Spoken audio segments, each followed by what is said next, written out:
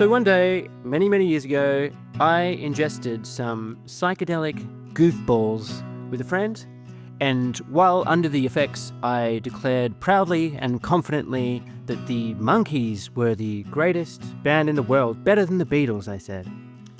Now, this was subsequently used as a means to mock me and my admittedly over-the-top pronouncements on music, but in my defense, during that particular period in my life, thanks to the good guys at LimeWire or Torrents or whatever, I had been immersing myself in their albums, their TV show, and of course, their feature film, Head.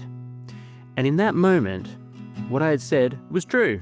Goofballs aside, I was sincere in that moment because I've always been the type of person to obsess over a band or an artist and consume their music until the point that I burn out and move on. Perhaps only to retain a casual interest in them going forward. I'm an enthusiast, and while enthusiasts can be grating personalities to be around, the beauty of art is that however high or low we might regard it, there is always someone out there, or an army of people, as in this case, who think it's the greatest thing ever and will make grandiose claims about how important and wonderful it is. In my view, the visceral thrill of music is thinking that in the moment, that whatever you're listening to, whatever you're enjoying, is the greatest thing you've ever heard, or perhaps that anybody's ever heard. Are the Monkees that important? Yes and no, but mostly yes. I listened to an excellent podcast by a guy called Andrew Hickey named A History of Rock Music in 500 Songs. And one of his oft-repeated expressions is that there is no first of anything. Stuff like Davies wasn't the first person to use distortion on a guitar or whatever. And things like this in rock and roll lore that we hear all the time. Now, I thought it would be the same for the Monkees being the first put-together boy band. But the thing is, it is true they literally were the very first boy band by just about any definition. But more importantly, their legacy is a pretty special run of albums full of songs written by some of the era's greatest writers and sung and played by the very best in the business. What's not to love? The reason that there was ever, at any point, any kind of backlash against the Monkees were for reasons that are difficult to understand in the 2020s. I'm talking about authenticity. Now, to my mind, authenticity, in music at least, comes in two forms. The first is about having the appearance of honesty about who you are and your view of the world as stated through your art. Second to that is the idea of selling out, which in the classic sense might mean licensing your music for TV and film, using your celebrity to market products other than your music, and of course, changing your music and artistry to conform to market demands. Now, I'm fully understanding and even sympathetic to the idea of musicians selling out. I accept, and for the most part always have accepted, that this is just a function of capitalism. You are selling product in the form of recordings, concert tickets, and merchandise. And if you're failing at that, you are failing at being a musician, at least within the capitalist framework in which we live. I would even go so far as to say that the whole idea that musicians can ever succeed outside of this is, for the most part, an illusion. An illusion perhaps akin to the idea of corporate social responsibility, where major corporations pretend to care about LGBTQ rights or whatever, or negative environmental externalities of their business. They, of course, do this to appeal to their target markets rather than through any kind of genuine moral consideration. Even now, given this current climate we're in, we're seeing corporations stop bothering with pride flags and greenwashing altogether, just as a long time ago we stopped seeing musicians even pretending to stick it to the man and reject the very consumerism upon which they exist. I am, however, just about old enough to remember the last time when this was the case. Grunge, and to a slightly lesser degree, the indie sleaze of the noughties, were rock music movements very much rooted in the idea of authenticity and rebellion.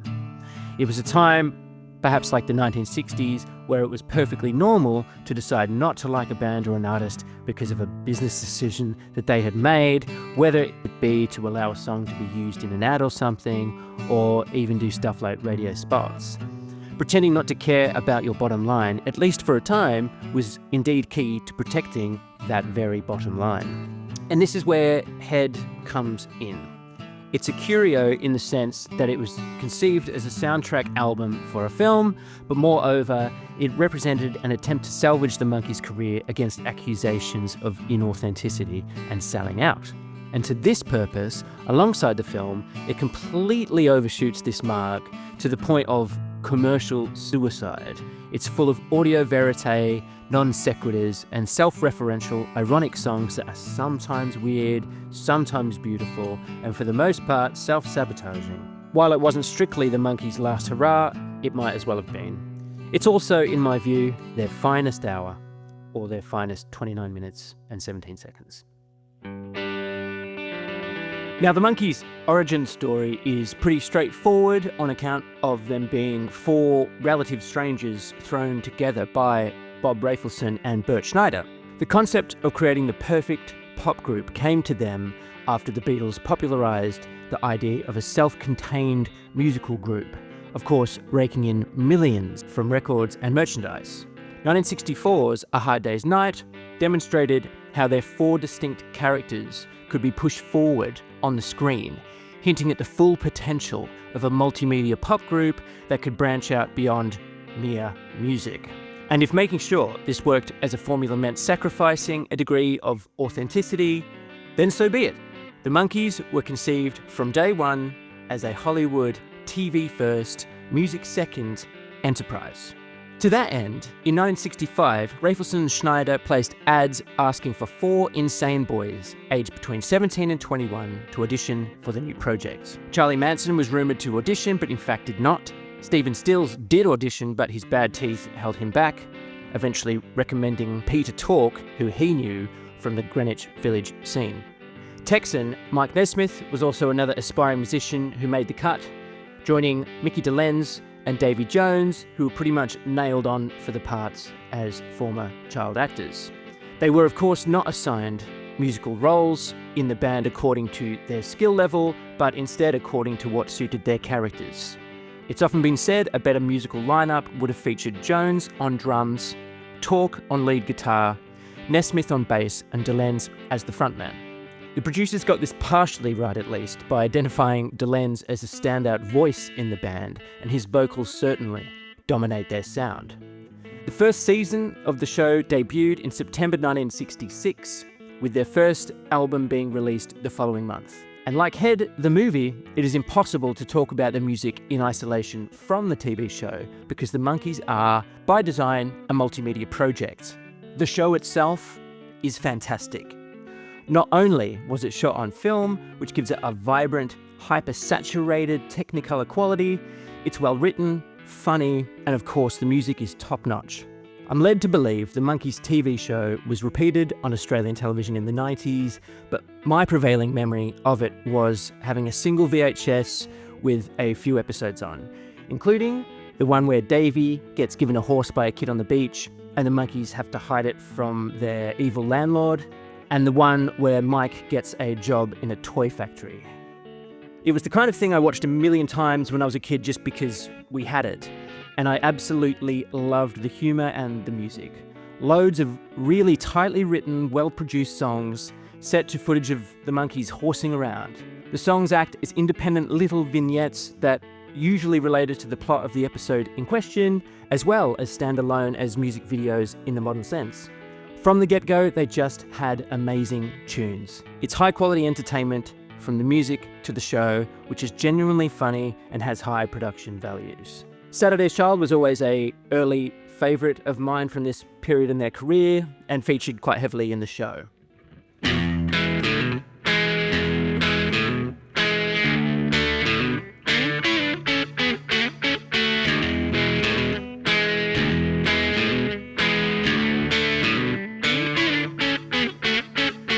Monday had a sad child, always feeling low down.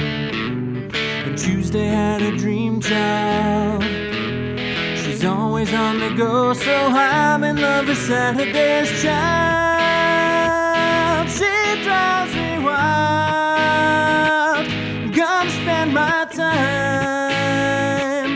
making sure that Saturday's Child is my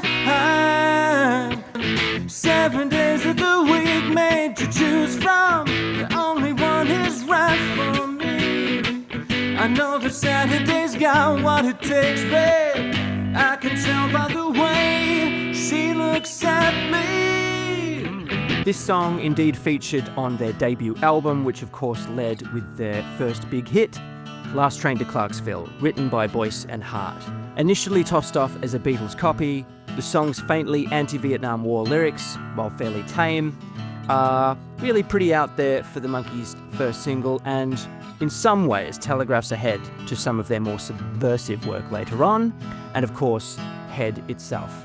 As ever, one good turn deserves another, and the Monkees apparently only learned of the existence of their second album, More of the Monkees, when they saw it themselves in the shops. To its credit, More of the Monkees is nowhere near as bad as members of the band would later claim, including the hits I'm Not Your Stepping Stone and two Neil Diamond classics in I'm a Believer and my personal favourite, Look Out, Here Comes Tomorrow. They also contain a fair amount of dreck. Your Auntie Griselda and Davy Jones's doe-eyed, syrupy showcase, The Day We Fall in Love, spring to mind. As promotional vehicles for the show, their first two albums certainly do the job, and for my money are much better than they really needed to be. They were also sent out to perform live as a group for the first time, after Micky Dolenz just about figured out how to play the drums.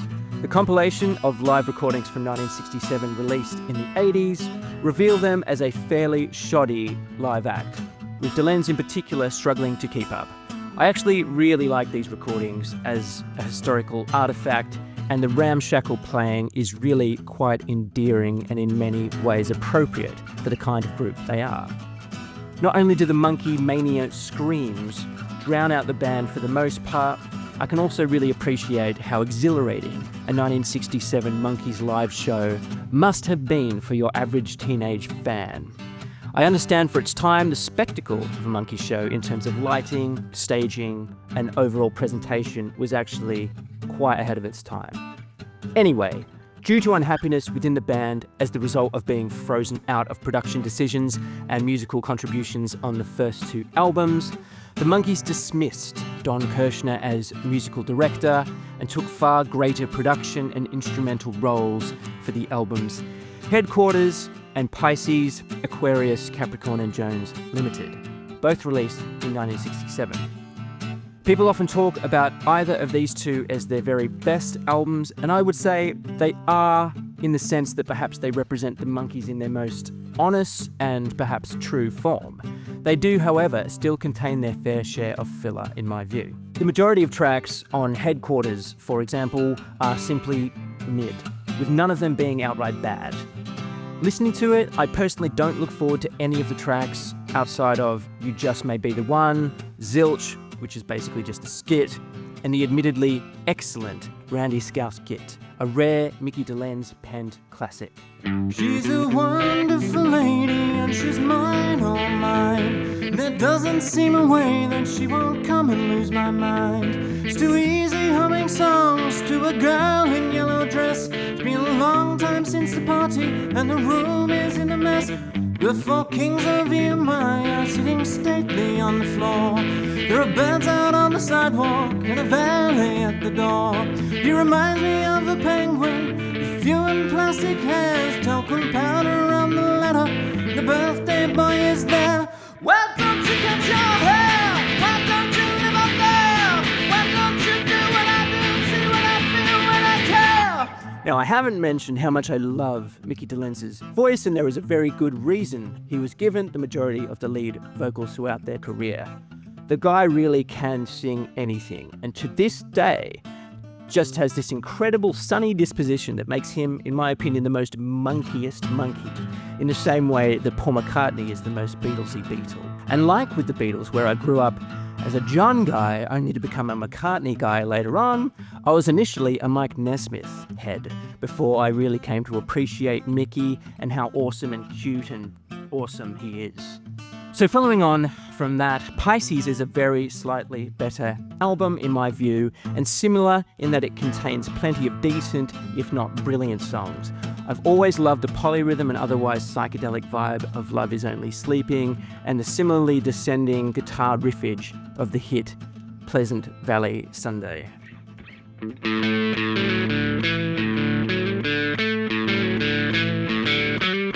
Pisces was followed up in 1968 with The Byrds, The Bees and The Monkees, an album which nobody ever talks about, mostly because it sucks. By this time, while their TV show was reflecting more and more the Monkees' own creative autonomy that they had gained in their music career, it had also run its course creatively and commercially, and was cancelled after airing its 58th episode in March 1968. Along with Bert Schneider, the Monkees teamed up with a pre-fame Jack Nicholson to map out the basic beats of a feature film that could act both as a spin-off of the television show as well as a finale of sorts. Already into his 30s and with a receding hairline to boot, Jack Nicholson had by this time resigned himself to a career behind the scenes, churning out low-budget, countercultural slop. On the very first day of shooting Head in February 1968, only Tork showed up, the other three staging a walkout over not being given ample screenwriting credits. The dispute marked the beginning of an overall difficult shoot and was perhaps the beginning of the end of the band's relationship with Rafelson and Schneider. It took 3 months to shoot, and during the editing process, they polished off the soundtrack for the album. So the easiest thing, or perhaps the laziest thing to say, is that Head itself actually contains very few particular themes in its lyrics or production choices. And that is true to a degree if read straight as a text. Some of the songs vaguely refer to generic themes of life as a monkey. Circle Sky is a description of touring life. Do I Have to Do It All Over Again describes the monotony of being a screen actor. Even Daddy's song, Harry Nilsson's bitter ode to paternal abandonment, could be read as a commentary on the lives of showbiz kids just like Jones and Dolenz. But it's just as likely to have been chosen as a great showcase for Davy in the film, which it is. So I would say there's more value when approaching Head as a postmodern piece of work. Not only is the album a soundtrack to a film explicitly about the deconstruction of the Monkees' image, such that it is, but the rather adult and countercultural film is itself an extension or spin-off of a TV show aimed at teenagers. So there are a lot of layers there. So I think that understanding the album requires us to understand the film, and understanding the film requires us to understand what the Monkees themselves really are, beyond the story of their formation and career. And fundamentally, just as we know from their formation and their career, they are not what they present to be. So the first theme that runs through Head is, of course, authenticity. Anyone who has seen Head will know that the film itself is super self-referential and can be read as a meta-commentary of the Monkees' career. Their contrived individual personalities, the way they are controlled by others, and the prison that their fame and success has created for them. Their characters in the movie are knowingly being thrown into odd situations, breaking in the middle of scenes to discuss aspects of their characters, their scenarios, and the practicalities of filmmaking. And while the film itself is super zany and breaks the fourth wall constantly, it and the songs that make up the album only really hint, quite superficially, at the true schism at the heart of the group.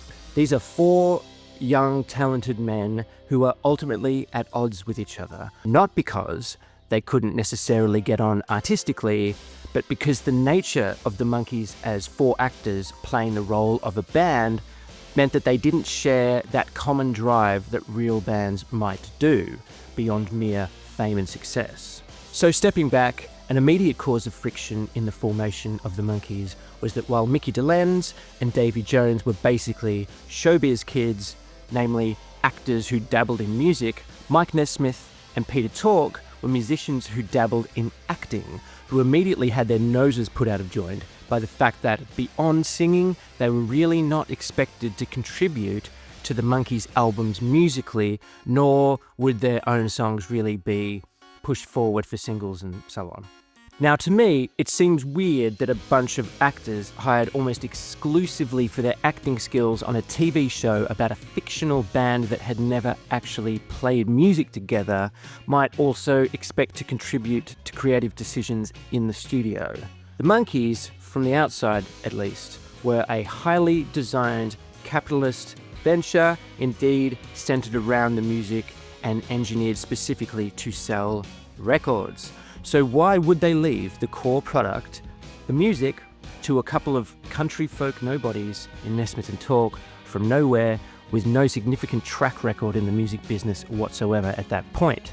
Yes, the success of the TV show guarantees exposure to the tunes, but that's, in my view, even more of a reason for the producers to make it as commercial as possible. The producers naturally want a return on their investment. The genius of the Monkees conceptually as a multimedia phenomenon is that they are shorn completely of the rough edges of actual bands, of actual people. They look and sound perfect, buffed up and shined from every conceivable angle to maximize their appeal.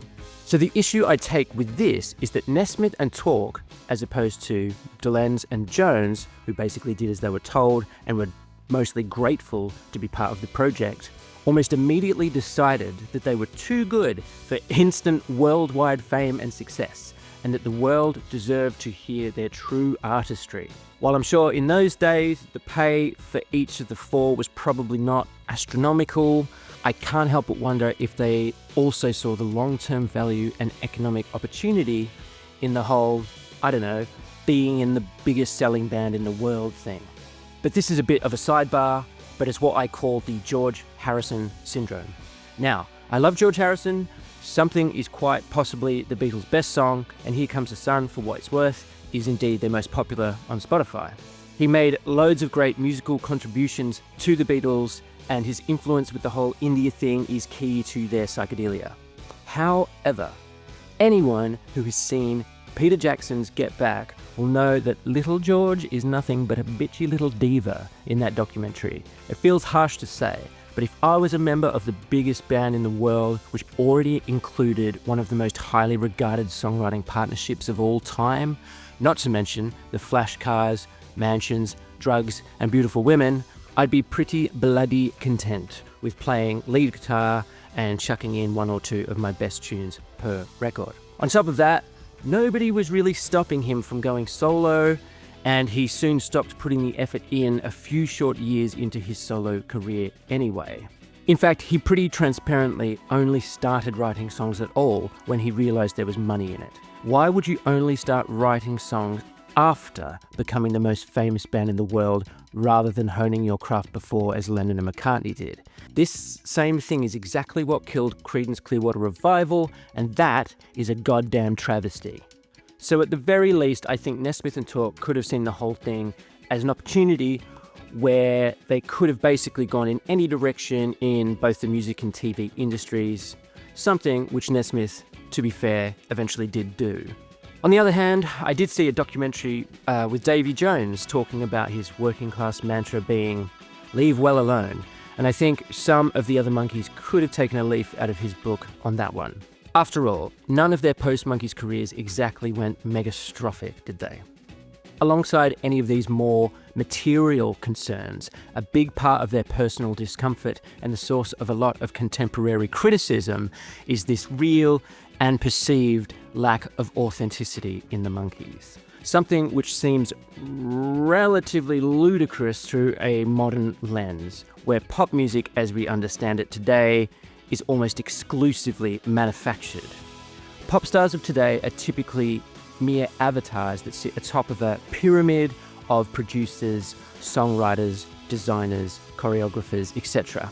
And far from this being any kind of value judgment, pop music today is algorithmically tuned to the nth degree to have the broadest possible appeal in the market.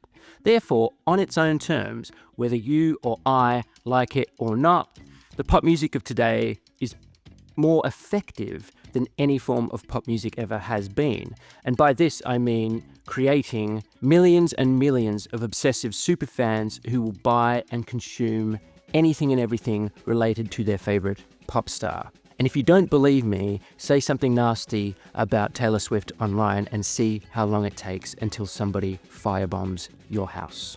But I digress. Back in '65, when the Monkees were put together, there had only ever been artists who had come to fame relatively organically, and then the Beatles came along, who popularised the idea of a band writing and performing all their music themselves for the first time in 1964.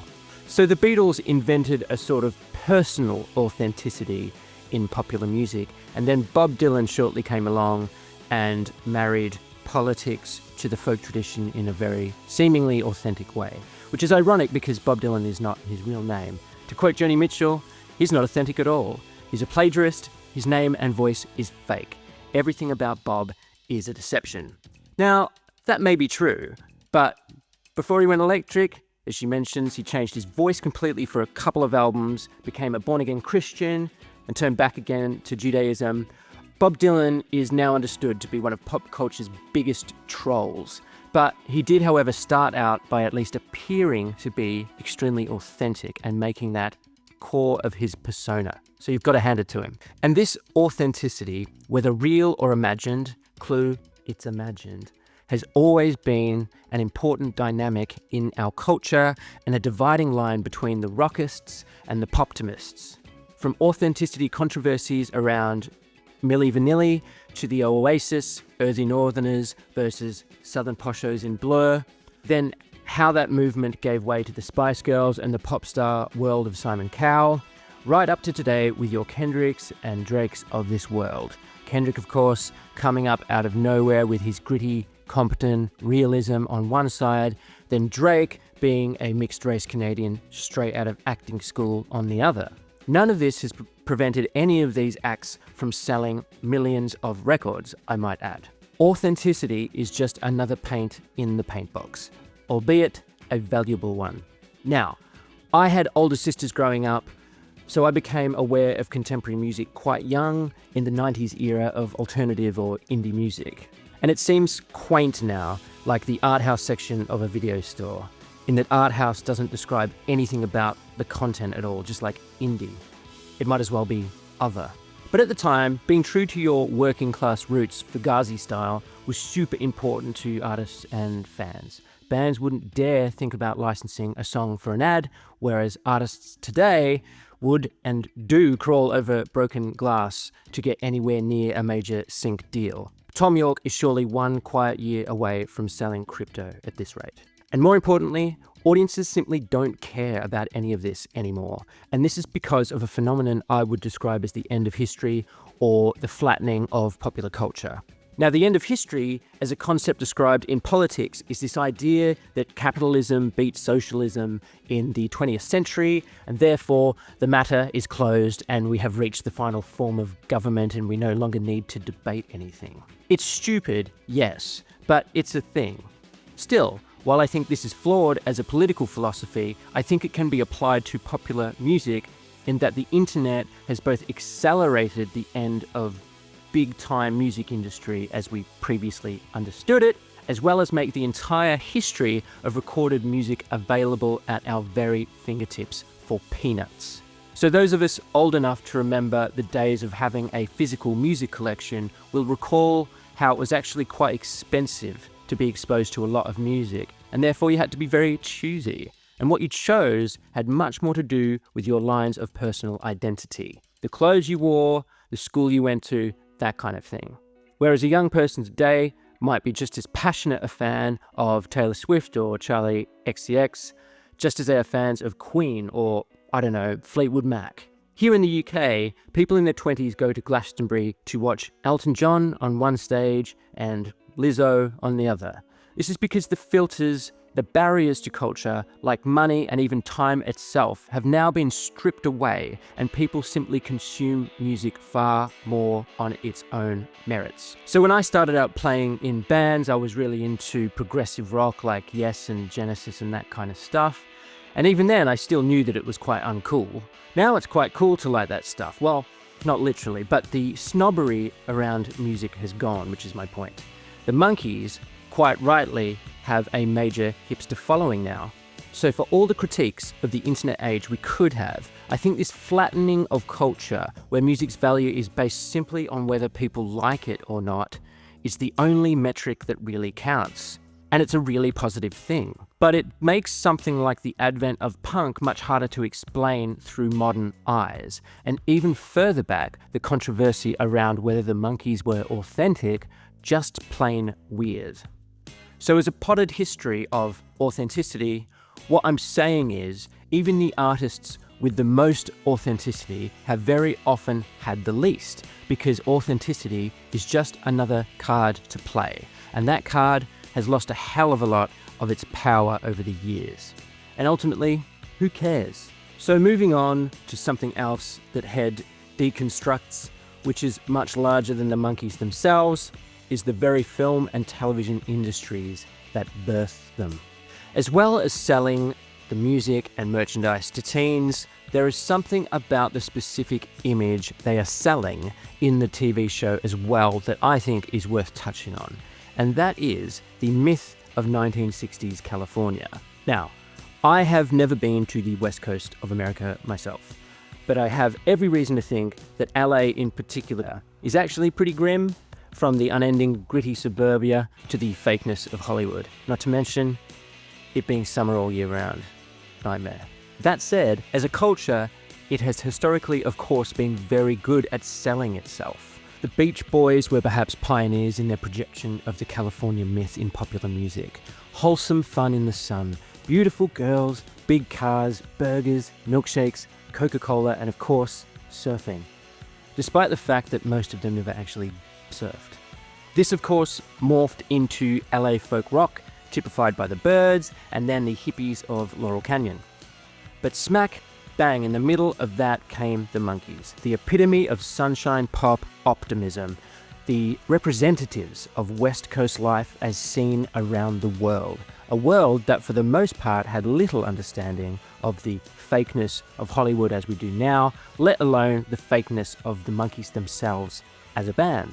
And before the revelation of the Monkees being just 4 actors cosplaying as a band introduced a genuine cynicism into the culture and an antipathy towards phoniness in all its forms, Hollywood has of course always projected an image of itself as some kind of heaven on earth, where everything seems too good to be true, yet somehow it's a real place that you could go to and maybe make something of yourself. Even now, as I say, never having been to California, my childhood love of the Monkees TV show, as well as the music, freezes it in time as some kind of always sunny utopia, where I can always retreat to in my mind, like I'm sure it does for millions of people around the world, through snatches of music and other media. In Head, the movie, this confected image of Hollywood is continually shattered as the Monkees tear down their movie sets, address production staff out of frame, or speak directly down the barrel of the camera to the audience, calling to attention again and again the mechanics of film production. Just as we hear on the album, if each scene or song isn't really smash cut into the next without being resolved, it's more often interrupted by seemingly random newsreel footage, such as the repeated use of the notorious Nguyen Van Lem execution footage from the Vietnam War, juxtaposing the squeaky clean fiction of all American entertainment with the grubby reality of contemporary American foreign policy, or bizarre street vox pops with members of the public talking about the connection between government and laughing at people. I particularly enjoy how these are interspersed on the album. I can't help but wonder if this was perhaps an influence on the Moves' Shazam, bit of an obscure one there, which also includes snippets of random street interviews in this way. And indeed, for British comedy fans, this is also reminiscent of the 1990s work of Chris Morris on BBC television and radio, where he also cleverly engineered insane responses from unsuspecting members of the public. It's quite incredible and hilarious what people will say if prompted cleverly and the context entirely removed.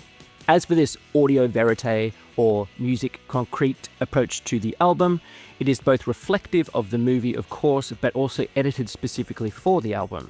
And while I'm sure it is not the first time this was ever done, it's pretty radical for 1968, especially for a pop group like the Monkees. The soundtrack came out in December 1968, so they were hardly likely to have been deliberately aping the more avant-garde stuff on the White Album, which came out only just prior. As a final note on the production side, alongside all four Monkees, Head, of course, employs their usual arsenal of LA session heavy hitters, including some familiar names in Leon Russell, Ry Cooder, Earl Palmer, Stephen Stills, Neil Young, to name but a few. Plus, Carole King and Harry Nilsson themselves, who of course contributed in the songwriting department also on this album. The songs have the recording fidelity around what you might expect of an album recorded in LA and released in the year 1968, perhaps not unusual for a Monkees album from that perspective.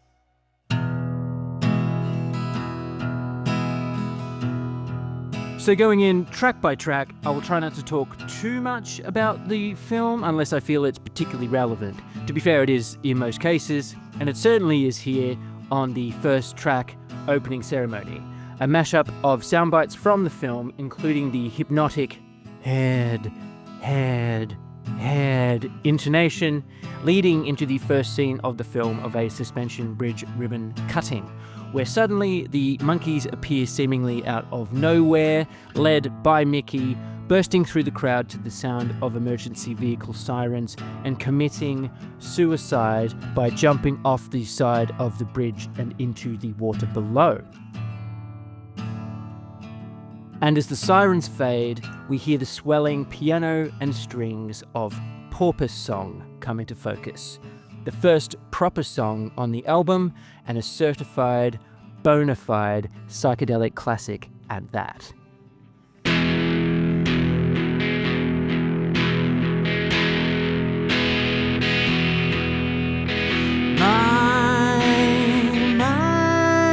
The clock in the sky is pounding away. There's so much to say.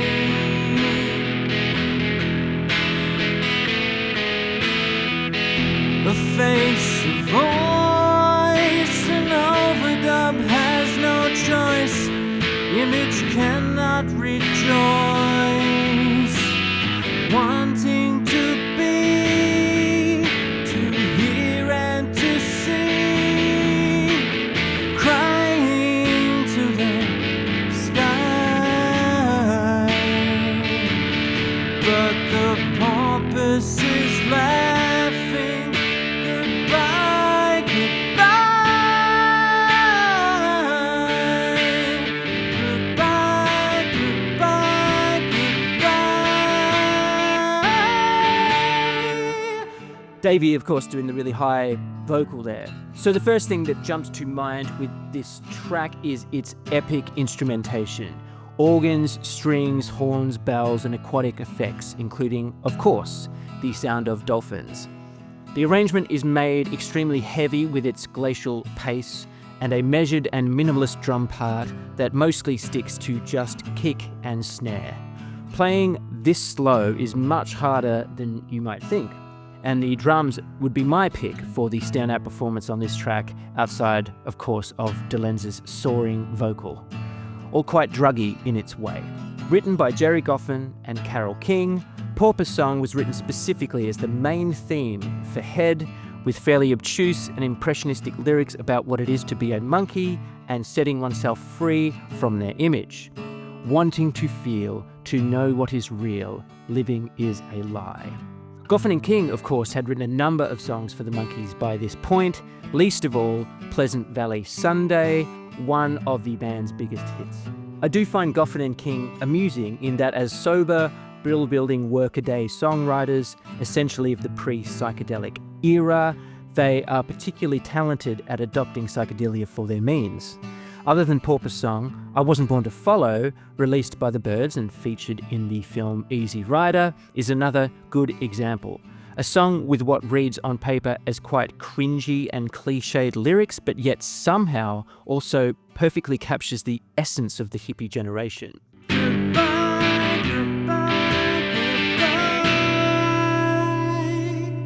I love the way it ends on the B minor chord there, with the string and organ swells, the dolphin song, and the drum fill that then makes you feel like you're waking up suddenly from a dream where you were just about to grab something that you were reaching out for, or perhaps instead maybe falling backwards away from the light at the end of the tunnel suddenly.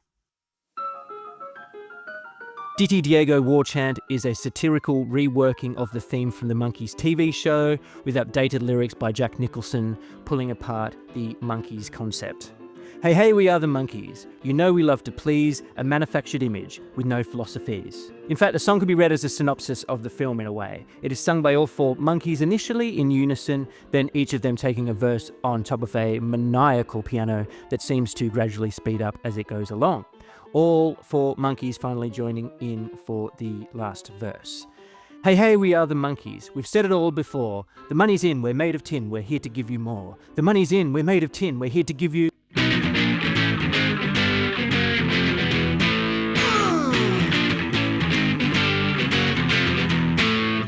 That it smash cuts into Mike Nesmith's classic Circle Sky, his description of the spectacle and madness of touring life. Appropriately, it is presented as a live performance in the film, with the band all decked out in white suits, something that must have been in the air in 1968, as white suits were also a major look for both the Beach Boys and, of course, Elvis Presley in the same year, for what it's worth. As a showcase for their stage show, the visual presentation of the group with their matching white instruments, wide lapels, and perfectly carved sideburns make quite the impact. Even if, as we know, they somewhat lacked musically on stage, not that you would know it going by the audience's screams. Their Technicolor Salt Lake City performance is intercut with images of Vietnamese peasants, taken from black and white newsreel footage, juxtaposing the cheap and disposable entertainment of first world teenagers with genuine human suffering, occurring apparently in their very name in the developing world.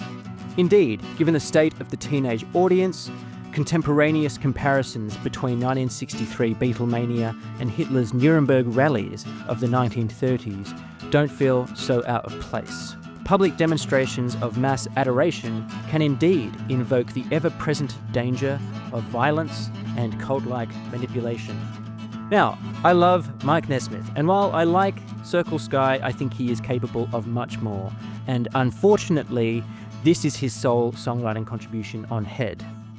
The song is an enjoyable, if slight, toe tapper with a Bo Diddley-esque beat.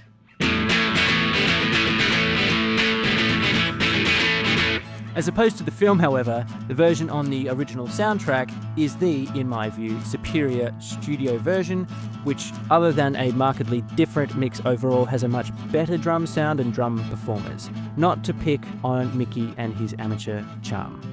He's doing his best.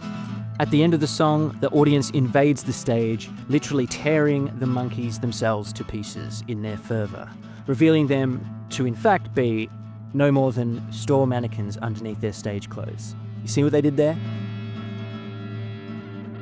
Next up is Supplicio, or Supplicio, I don't know how to say it, which is a 50-second grab of a scene from the film where Micky finds himself stranded in the desert before grappling with a coke machine and commandeering a tank, of all things.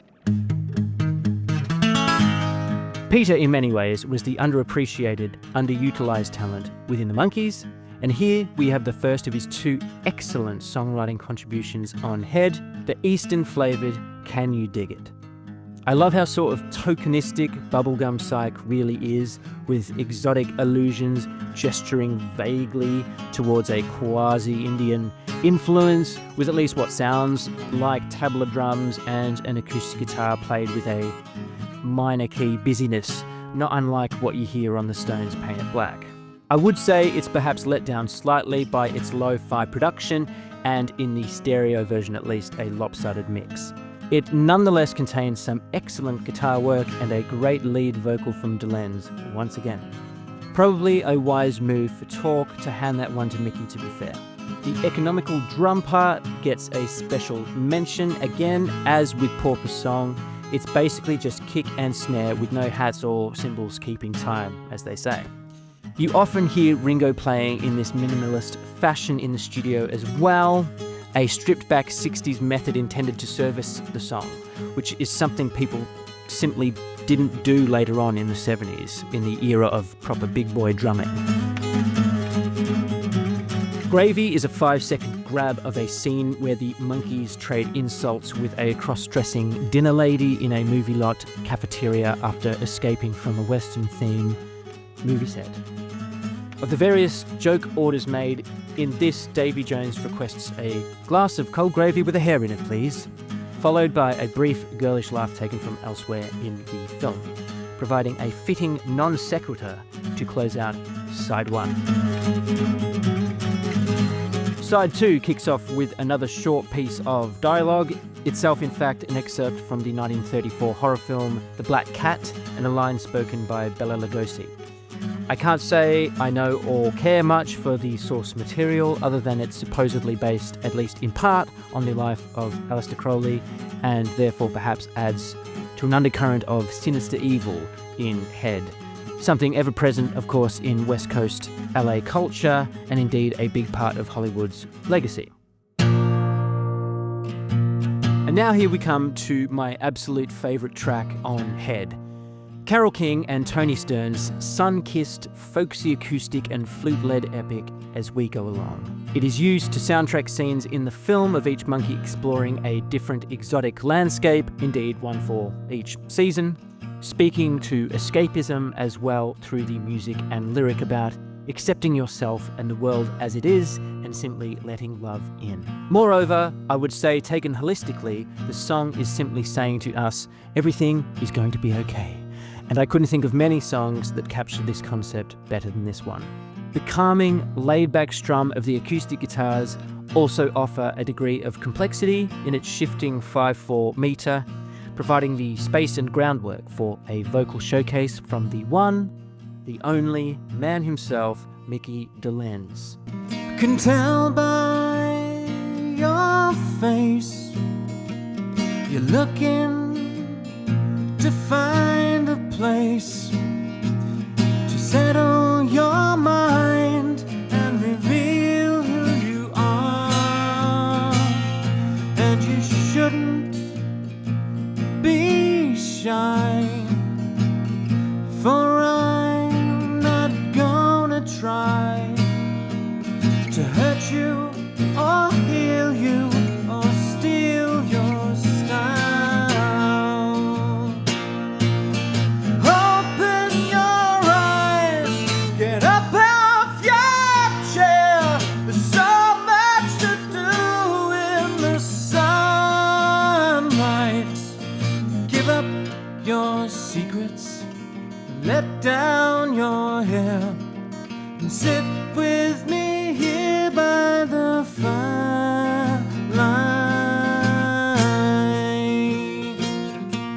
And to think that Micky Dolenz is singing this in Carole King's original key is testament to his incredible versatility as a vocalist.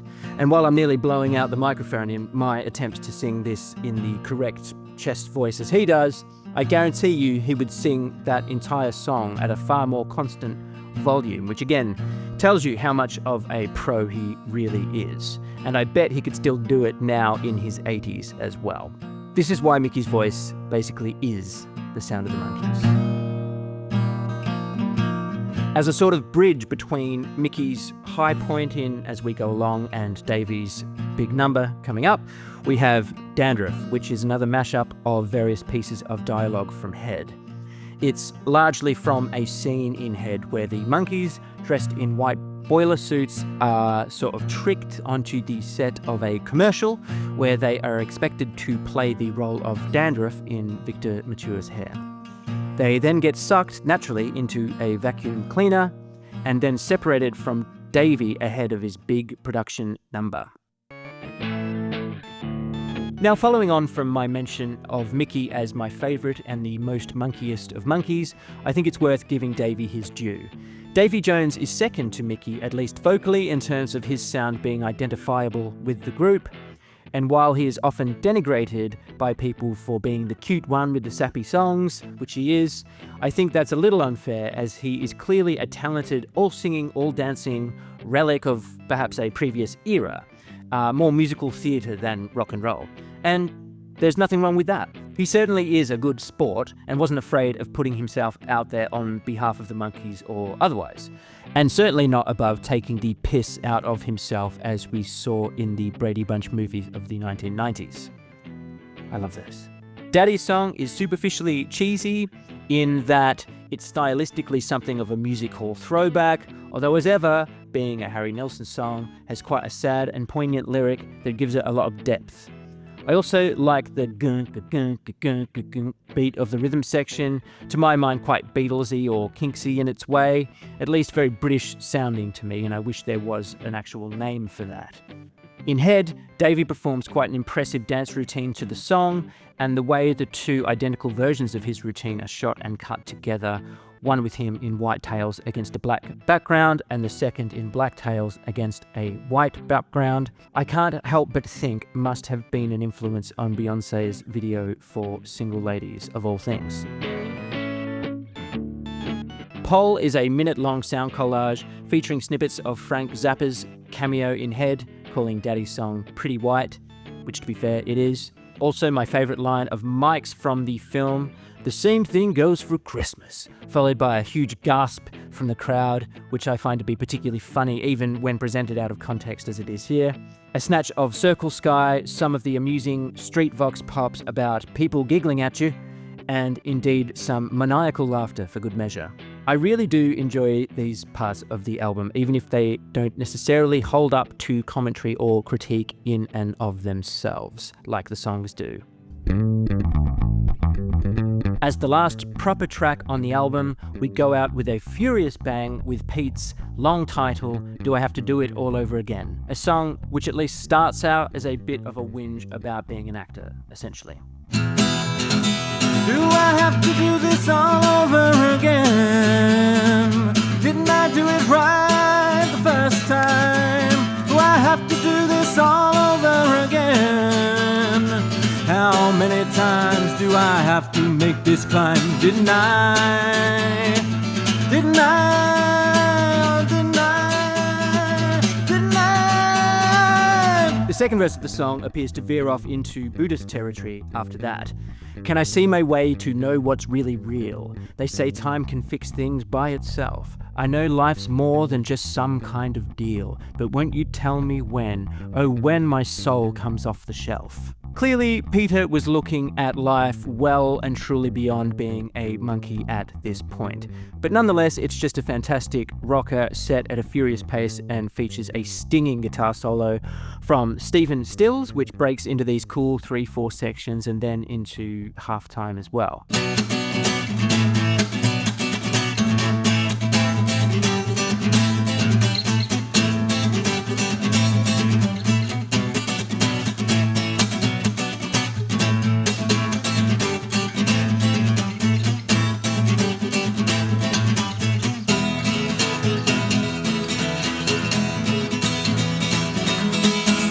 As ever, it fades out after a brisk 2.5 minutes. Now with all the proper monkey songs over with, we're treated to a final sound collage, largely around a Maharishi-esque figure in the film, preaching from a 1960 self-help book called Psycho-Cybernetics. As this happens, we get an audio summary of many of Head's highlights, including a mashup of many of the songs and the head intonation. We get most of a Porpoise Song reprise or reprise before we hear, as we also see in the film, the Monkees being trapped in a giant water tank and driven off into storage to the string quartet strains of British TV and film composer Ken Thorne's closing theme for Head. Fitting, as he also wrote music for the Beatles' 1965 film Help, and the use of jaunty classical music over the closing credits is definitely reminiscent of the end of Help. So there you have it. In my view, the best album the Monkees ever released. I appreciate that's perhaps a slightly controversial opinion. As I say, most Monkees heads tend to plump for Headquarters or Pisces, usually because these were the albums where the Monkees were finally able to take control creatively, which is of course true, but in my view doesn't make them better than Head. In fact, I'd say Head goes one step further in that regard, in that it allows the Monkees themselves, by their very own hand, to dismantle and demolish themselves, which in itself is the ultimate act of autonomy, like how they commit suicide by jumping off the bridge at the start and the end of the film. This is self-immolation. Plus, on top of that, I would say that their finest studio album prior to Head still at most only has 5 or 6 songs up to the same standard found here. On your typical Monkees album, for every polished top-tier single, you've also got an underbaked, underplayed, and underproduced filler track. And while all their records, including Head, have super short running times, they are also characterized by the inclusion of comedy skits and studio banter to help pad things out. Sometimes enjoyably, sometimes not.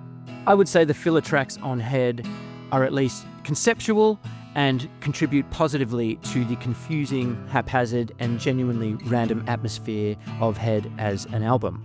It's worth giving Jack Nicholson his due for this also, as while the music on the soundtrack appears quite literally in the same order as in the film, he did chop up the dialogue and other snippets from the film especially for the album. So distinct from the film, the standalone soundtrack does have its own distinct internal logic, if not exactly a narrative.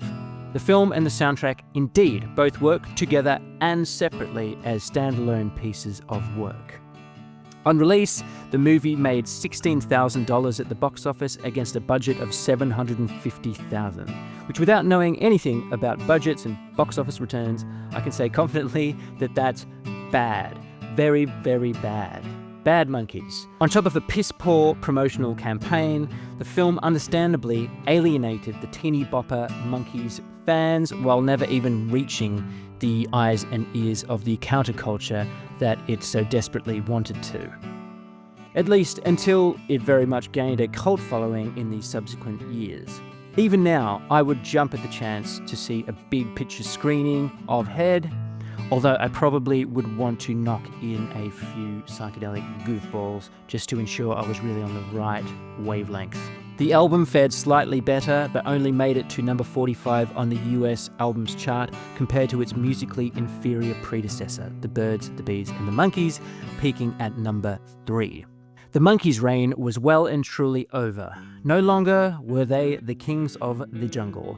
Indeed, Head effectively, if not literally, spelled the end of their career.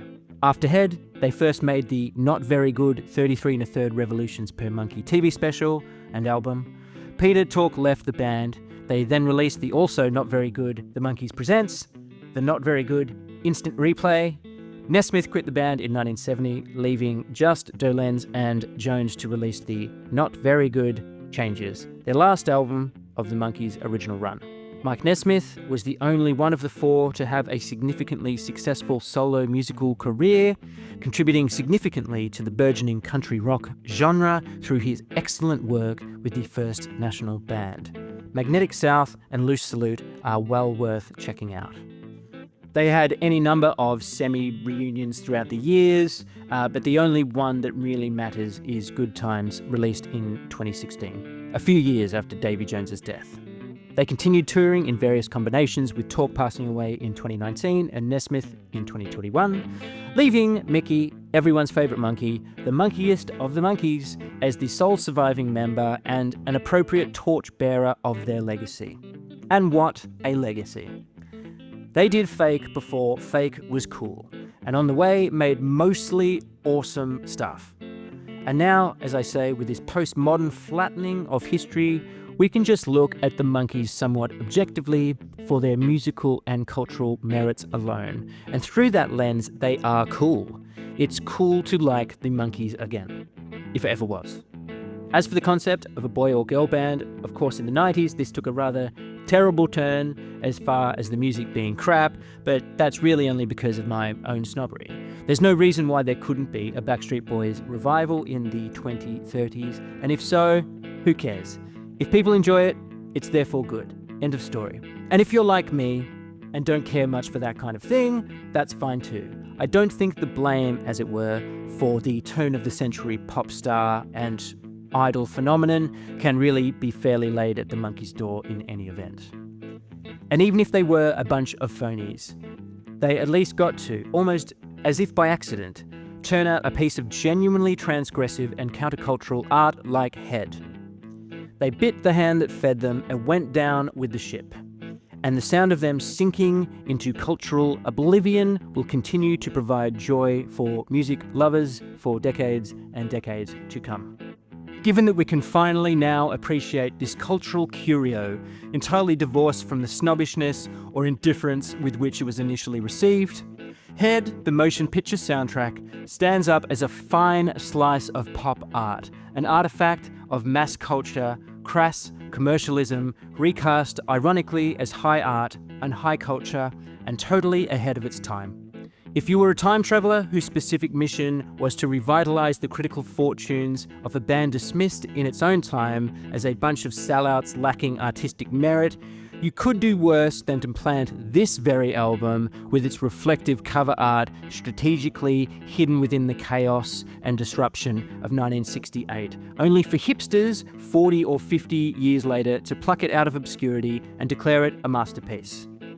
Feed your head.